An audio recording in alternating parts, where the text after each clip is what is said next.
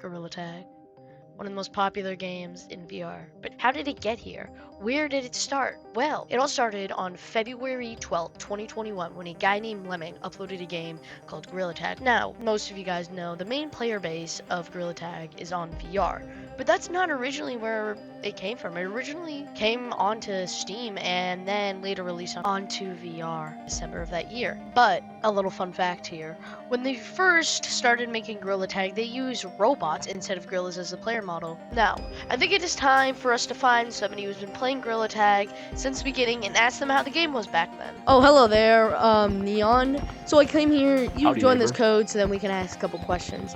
My first question is straight off the bat is gonna be, what was Forest like back then?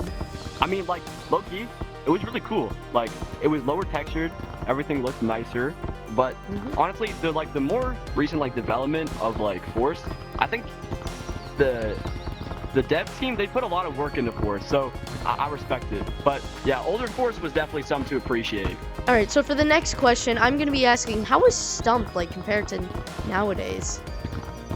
Dude, getting up that, not nice. They had steps, they didn't have this ramp. That was not nice to the newer people. And it was way more simple. There wasn't all this shop and like none of that. It was just some hat room. Just way more simple. Alright, my final question, how was the community back then? So I think the community back then was just like, I would say like a little bit better, just because it was more like older groups that had like VR, had the access to VR. So it wasn't just like filled with like a bunch of little kids from like Christmas and stuff. But I mean, like if you look at it, it's kind of like a good thing that a lot of people are now getting into VR because I don't know, it just grows the community and more people are able to like experience Gorilla Tag. But yeah. Alright, thank you for coming here. Thanks for answering my problem. questions. Okay, now we have a good picture of what the game was. Let's get into the update. First ever update Gorilla Tag did after it released was add Caves, a very iconic map, which also came with the new stump ramp, Code of Conduct. Then, over the next two updates, they added the Early Access Bundle and Slippery Walls to avoid people who were good at getting out of the map. Then, barely any time after that, the Loved Canyons map came out, and that also came along with it. Whenever you join an infection map, you will automatically beat it. Then Gorilla Tag added some notable stuff, such as the Message Day board, and then finally came out a huge update. They added City with everything we know, like the nice Gorilla Tag store, the cosmetics, and the currency shiny row. They also added a cosmetic stand to house cosmetics, which we still have to this day. Then for the rest of the year, Gorilla Tag added seasonal cosmetics such as Halloween and Fall.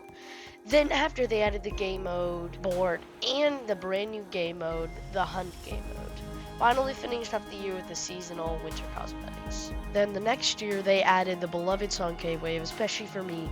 This is a really, really good song and I really like it. And then they, on top of that, they also added some spring cosmetics in the most popular game mode for mini games.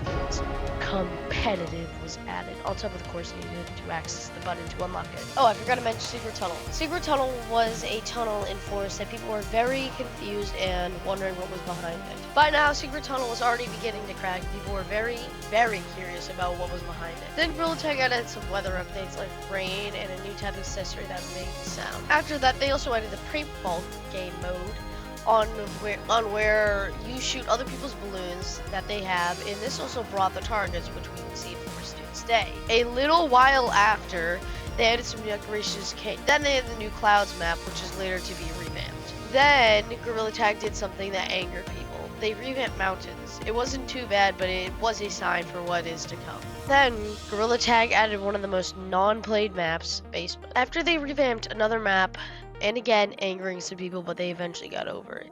Then 20 days later, the long-awaited beach map came out, which was one of the most beloved maps in Gorilla Tag. And when it first came out, it was the Gorilla Tag community's favorite. And on top of that, they also added Doug the Bug.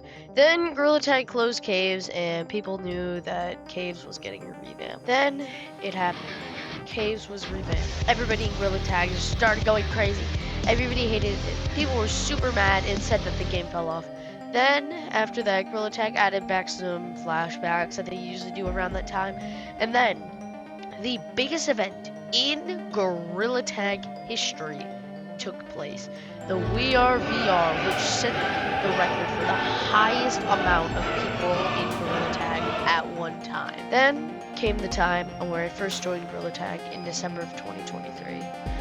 Then Gorilla Tag in February of the next year added science updates and amazing, which you start a chemical reaction with multiple things. I don't really know the name of them. I think it's Mentos, which then starts this weird like green thing that slowly fills up the map, and you need to wait, and then you need to get to the top of it and then wait for bubbles to appear to be able to jump to the rope that connects it to the top. Then Gorilla Tag made their own makeshift Gorilla Tag plush. Then Gorilla Tag added back the maze and introduced more Gorilla Tag enemies. Then Gorilla Tag added Metropolis map, where you look very, very massive in it. Then after that, Gorilla Tag added Ambush, which is basically just infection. These are invisible. After Gorilla Tag added Attic or Beta Monkey blocks. Then right after, another controversial revamp, this time of City. And they also added Arcade. Then Gorilla Tag added Bayou, a map you probably never heard of, but simplify. It's really just the map that is connected to the sewer in City. Then Gorilla Tag added the Guardian game mode, which is basically just need to find an asteroid, break it, and then you become big. Oh, and they added the pole system too. Then Gorilla Tag added Monkey Blocks, where you build stuff. After, Gorilla Tag added OG Caves back to caves, and people were very happy. After, Gorilla Tag added the Freeze Tag update, which is basically just infection where you can freeze people. Then Gorilla Tag added the friending system, which is very popular and a lot of people use it to stay in touch. Then in February of this year, Gorilla Tag added the Magma Arena, which you just like throw around some soccer ball or something. I don't even know what it is. After the Gorilla Tag added the Hover Park update with the hoverboard, which was incredibly glitchy when it first came out. Then Gorilla Tag added the Critters map, where you capture critters. Then Gorilla Tag added the Ghost Reactor, where you kill ghosts for weapons to kill more ghosts. Finally, we reached the newest update, the Share My Blocks update, where you can share your builds to your friends or whoever. But now, what have we learned? Well, at least for me, I've learned to appreciate Gorilla Tag's history. But more importantly, you can finally brag to your friends saying they know Gorilla Tag history. Let's go!